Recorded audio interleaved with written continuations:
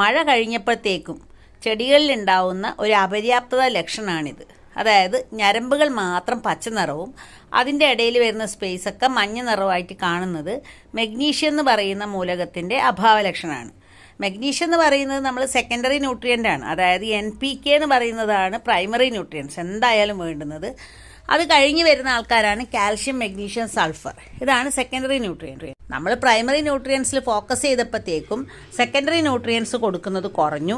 Magnesium കുറയുമ്പോഴത്തേക്ക് വരുന്ന പ്രശ്നം എന്താണെന്ന് അറിയോ? ഇലയിൽ മഞ്ഞളിപ്പായിരിക്കും. അപ്പോൾ ഭക്ഷണം ഉണ്ടാക്കുന്നതിൻ്റെ തോത് കുറയും. അപ്പോൾ അത് ഓവർകം ചെയ്യാൻ വേണ്ടി നമ്മൾ കൊടുക്കേണ്ട ഒന്നാണ് മെഗ്നീഷ്യം സൾഫേറ്റ്. ഇത് രാസവളങ്ങളൊക്കെ വിൽക്കുന്ന കടകളിൽ ലഭ്യമായിട്ടുള്ളൊരു സാധനമാണ്. കിലോഗ്രാമിന് 30 രൂപയിൽ താഴെയാണ് വില. ഇത് ചേർത്തിട്ടില്ലെങ്കിൽ ഇലയിലുള്ള മഗ്നീഷ്യത്തിൻ്റെ അളവ് കുറയും, ഭക്ഷണം ഉണ്ടാക്കുന്നതിൻ്റെ തോത് കുറയും, വിളകളുടെ ആരോഗ്യം കുറയും, ഉൽപ്പാദനം കുറയും. പച്ചക്കറികൾക്ക് ഒരു സെൻറ്റിലേക്ക് 350 ഗ്രാം വേണം. തെങ്ങിനാണെങ്കിൽ 1/2 കിലോഗ്രാം